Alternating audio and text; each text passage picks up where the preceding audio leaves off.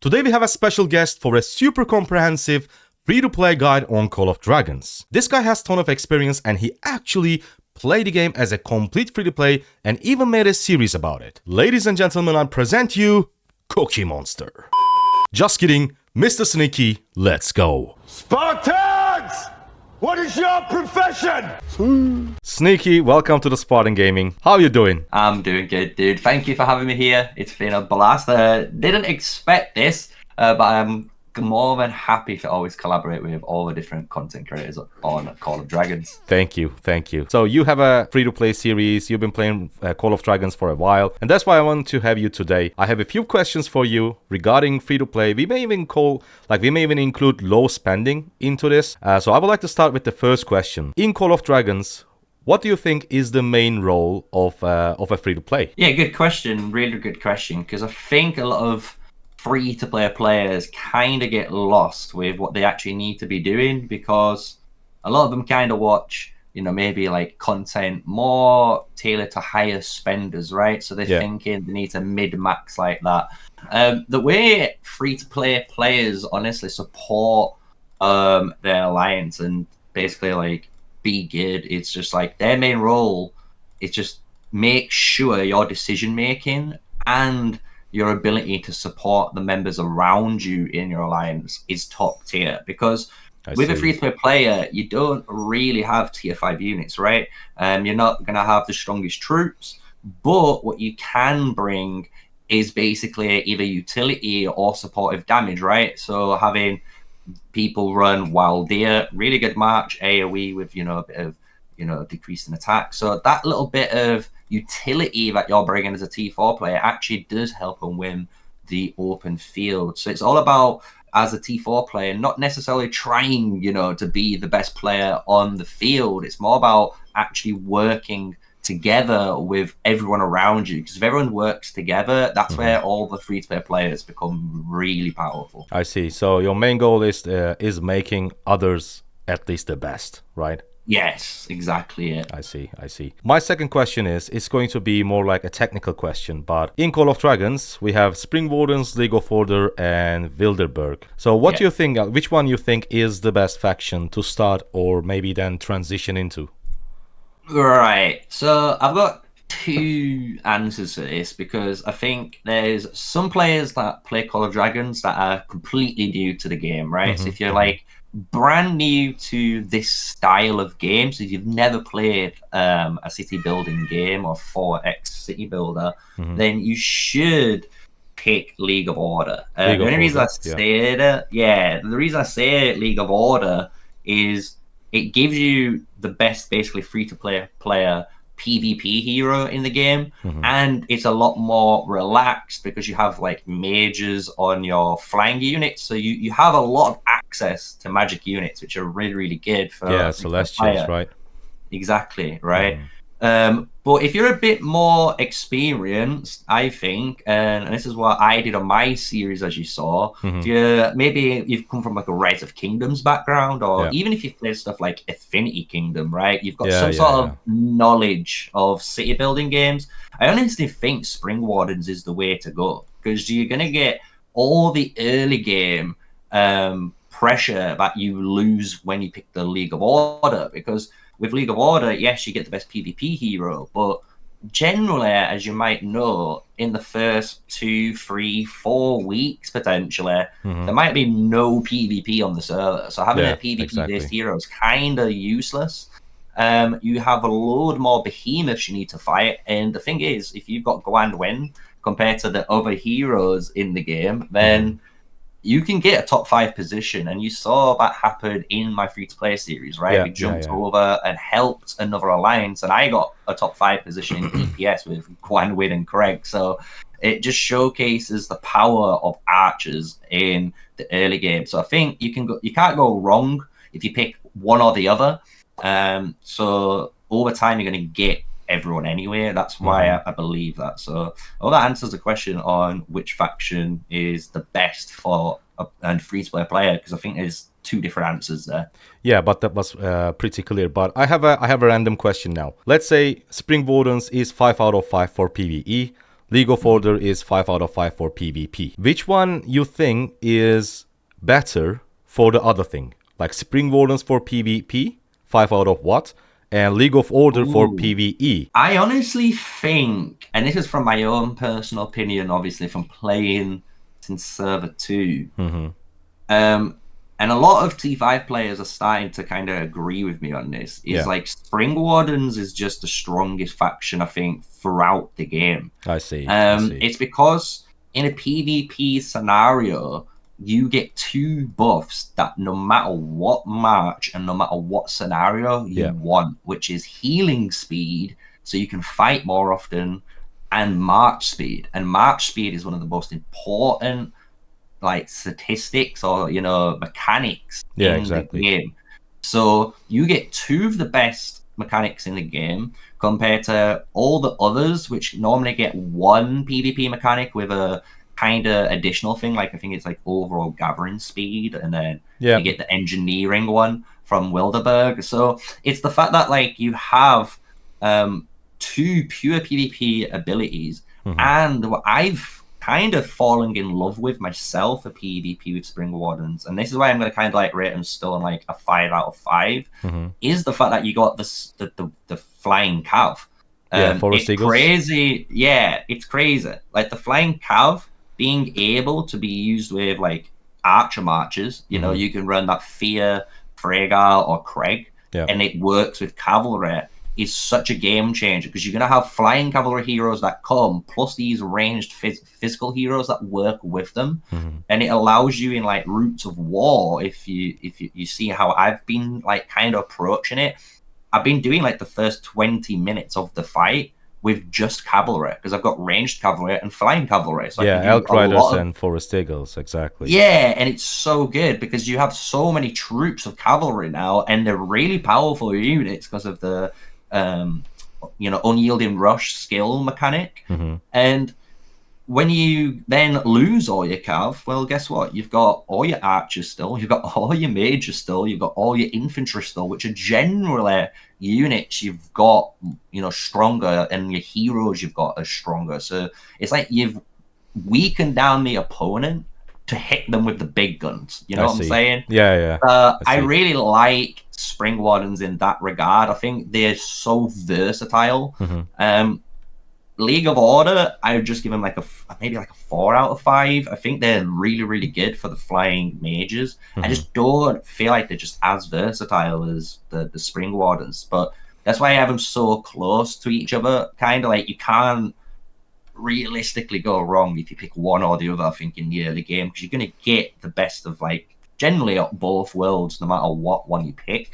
So I hope that answers your question on that one. Yeah, it does. So there is no hope for Wilderberg, right? No, Wilderberg, it's weird because Wilderberg is a very strange one. I did season 1. I actually picked Wilderberg as my starting faction on my main account. Yeah.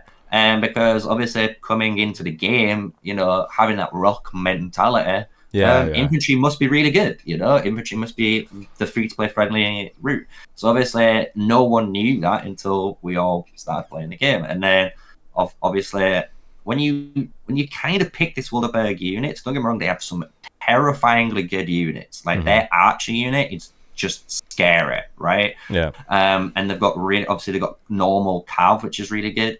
But the problem I have with Wilderberg is the flying unit. Like the flying unit just doesn't do much damage, and it feels like it's paper. So like when you get targeted with the Wyvern Riders, you just melt really, really quickly. So they're like, if you were going to rank them, the Wyvern Riders are like rank 3. For me, the Celestials are rank 2, and then the Cav ones, the flying Cavs are rank 1. That's how I've got them all in the flying category. So that's kind of as well why I've got Spring Wardens number 1, League of Order number 2, and then Wilderberg set up for number 3. All right, that should answer the every single question regarding factions. The best troop type for free-to-players and low spenders in Call of Dragons. Which one should we focus on? I always say whatever faction you've picked, you should kind of focus on that unit type for the first season, just to get you ready. So when you go into the merge, no matter what, you have a massive amount of, for example, if you're Spring Wardens, you've got a massive amount of archers ready. Yeah. So you can level up a load of heroes, and then while you level up a load of heroes, maybe in the next event, where you're going to train up, then you're going to start training up all your mages, because you're going to start hopefully unlocking, through gold keys and stuff, the mage heroes. So that's what I would do.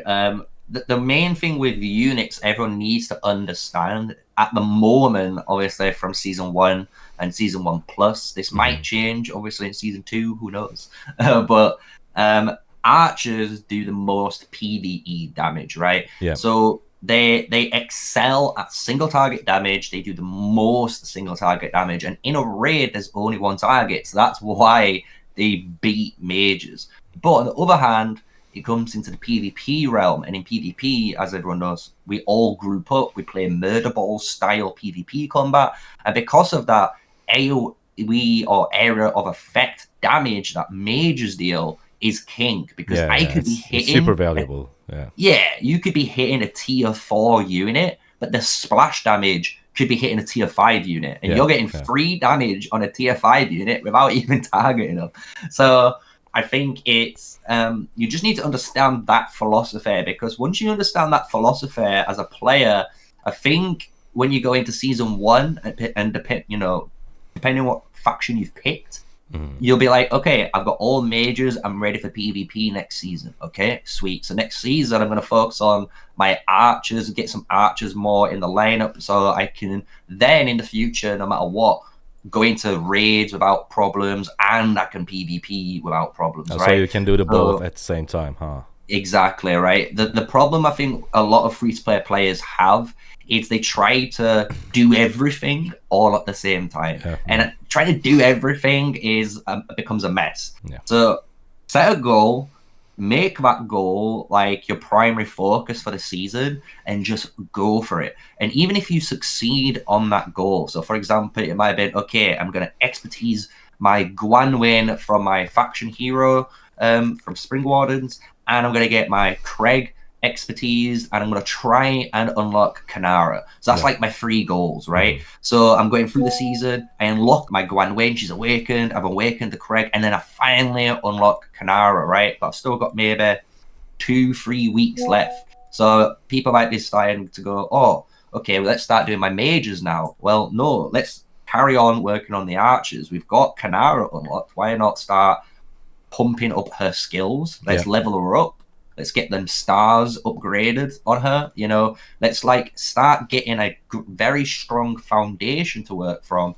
So then no matter what, in season 2, you've always got this, almost like a plan B. You can always go to your base. So I think that's what people need to remember. Just set a goal and just work towards that goal. I see.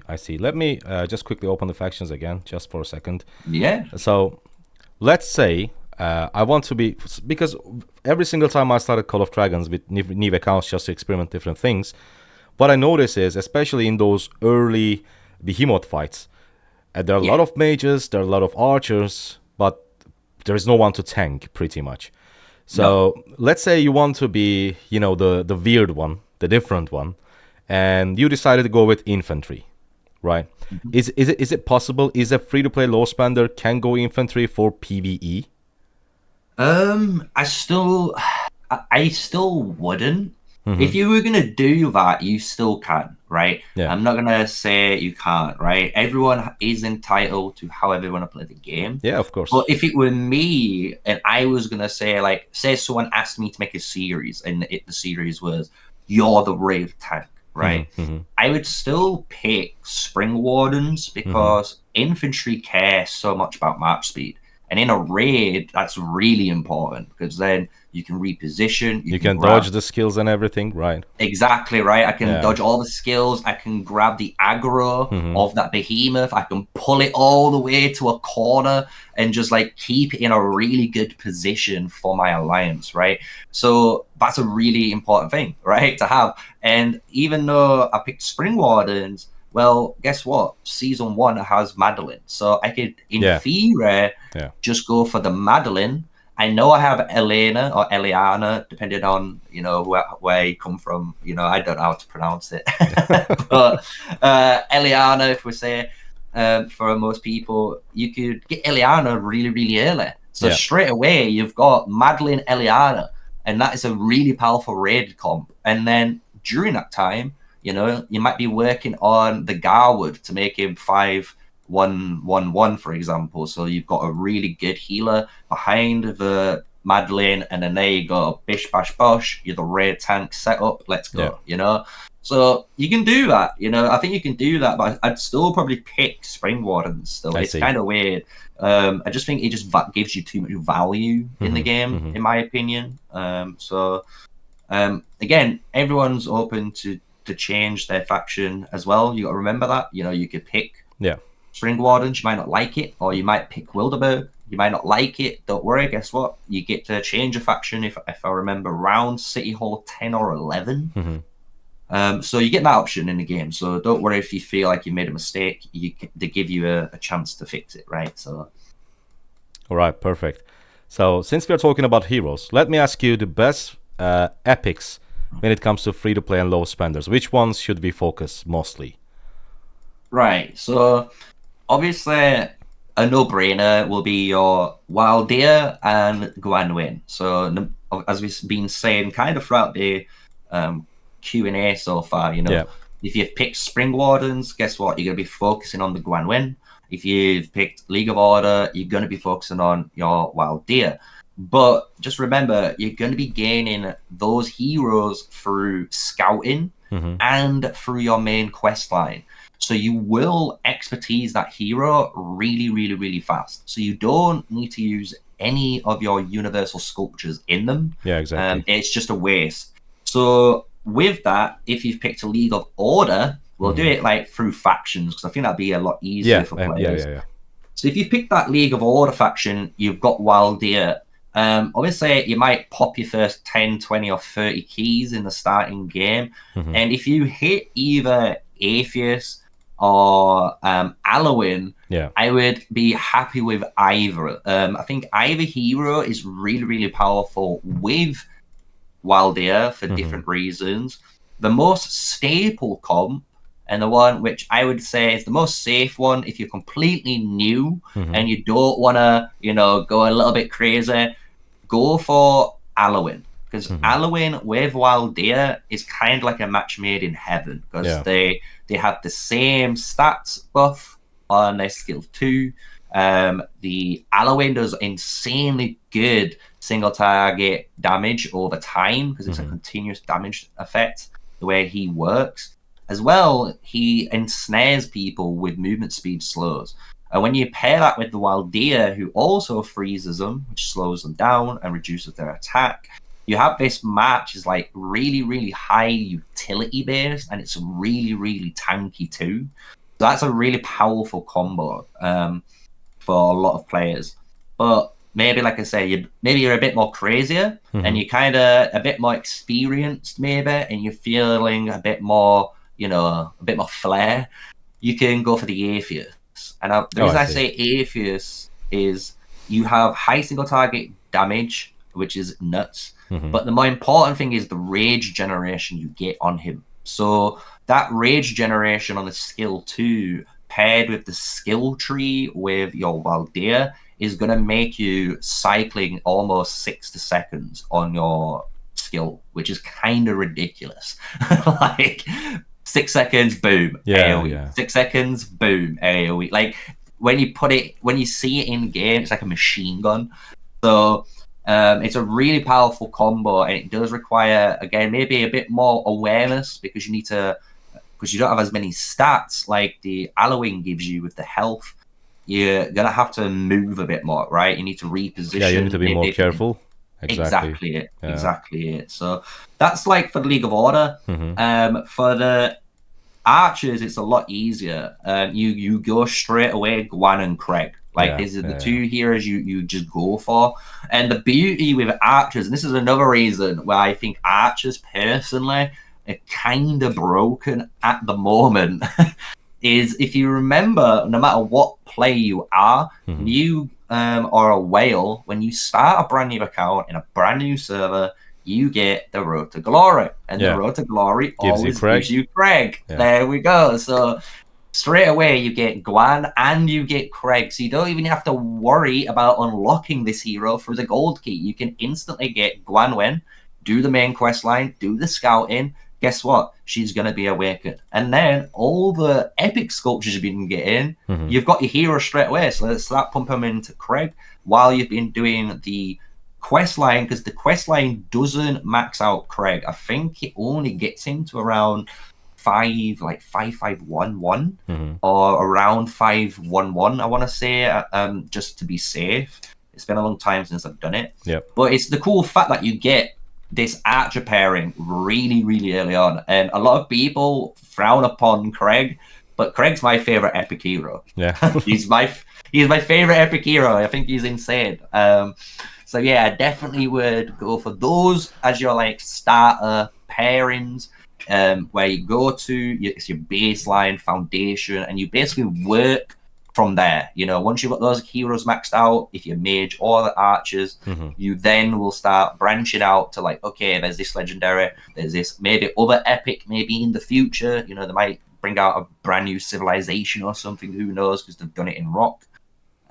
So you've got all that opportunity right then afterwards. So it's a really cool, I think, way to play the game. Just set up a foundation and work from them pairs. Oh, I see. Perfect. So just a quick question. If I decided to go, let's say, the same scenario, if I wanted to go with, you know, I'm free to play, low spender, I selected Spring Wardens, but I want to be, you know, the tank of the Alliance. Yeah. Do I go with Eliana and who? Pan or, I don't know, Bakar? It's a weird one. I would always say you'd go Eliana and Chakchar. Chakchar? Yeah, I see. Yeah, it sounds a bit crazy on paper, but a lot of the time in Dragon Try, especially early game, you'll be surprised how powerful Chakchar really is. In Season 1, especially when you're in a new season and you're a free-to-play player, you can run a 5-1-5, you know, or even like a 5-1-1-1 Chakchar, and behind him could be anything, and I mean anything. It could be a Garwood at 2-0. I had my Garwood at 3-0. You could run your Nika, you could run your Eliana. So you could run any of these like heroes. I wouldn't run Bakar, because I'll talk about Bakar afterwards. I'll just kind of explain the Chakchar first. With those heroes, what happens is Chakchar becomes a super high rage accumulator. Oh, yeah, his first skill. Yeah. Yeah, and the counter attack damage too makes a big difference, because that's all you kind of care about. If you're an infantry player, you kind of care about popping off your skill, and you kind of care about counter attack damage. And in Dragon Trials, that's again perfect for a main tank. So you can run him while you're running Eliana behind him, you know, or you could, you know, if you've got your Eliana stronger, obviously you switch them around. If you, I'd say for obvious sake, assuming most players would do that.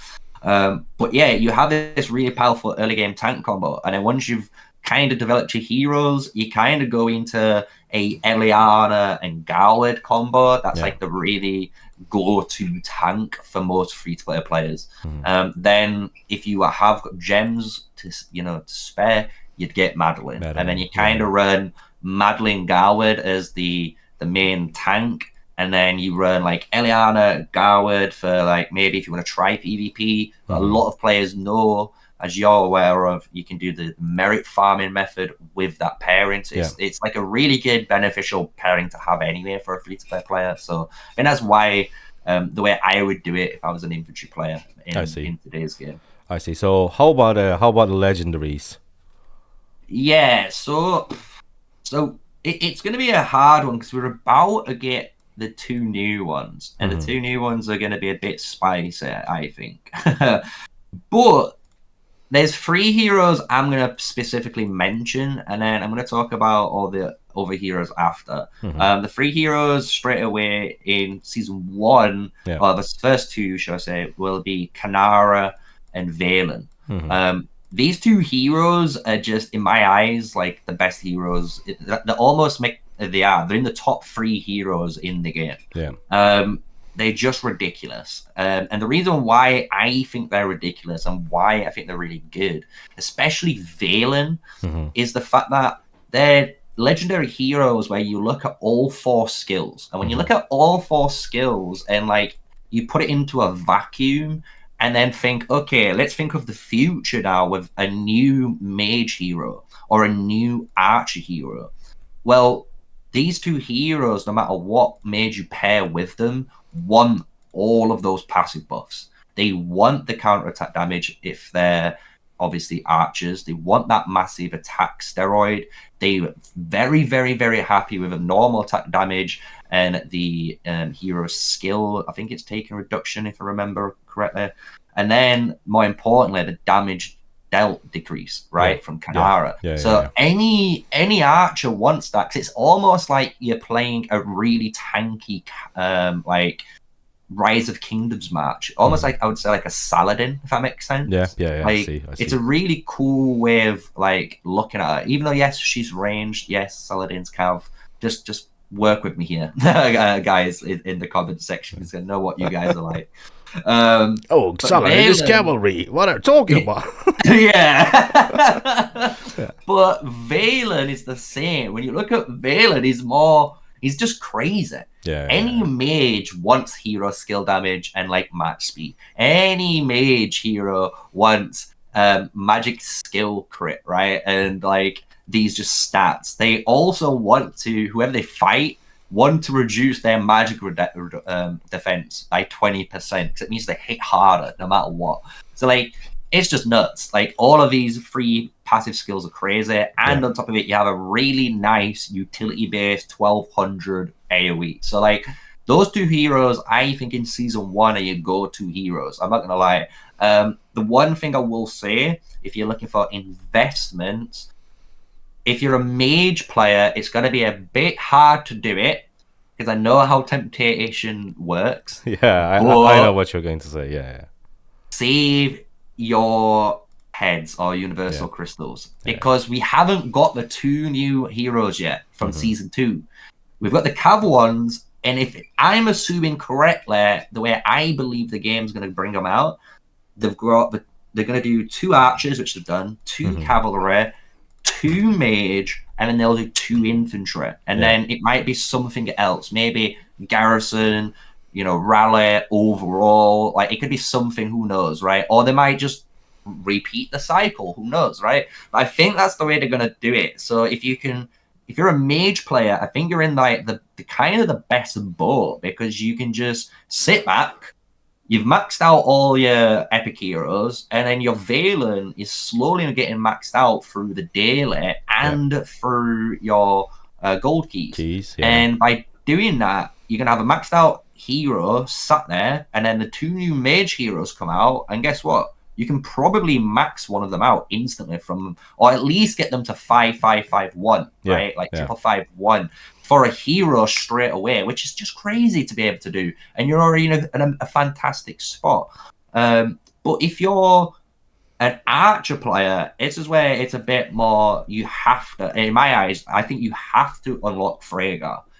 She's the other hero in the top 3, in my opinion. I think, again, when you look at Freyga, she has 4 skills. No matter what hero you pair her with, they're going to like it. Yes, you get some nice little bit. It's only a little bit of skill damage, but normal attack crit damage increased chance. Nuts. Then she does increase the normal attack crit damage and normal attack damage. And then the more scary thing, especially for PvP, is that 20% rage reduction. Exactly, for her 4th skill. It's disgusting. It's disgusting. People who have her at like 5-5-5-1 don't understand how powerful that skill is when it goes maxed out. It changes the hero completely on the field.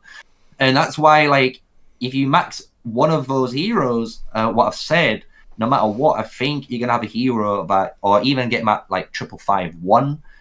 You're gonna have a hero no matter what in the future you're gonna be able to work on, right? I'm not gonna dismiss any of the other legendaries. Like, you know, we did a tier list, and it's funny because me and Shinji have done a discussion on it.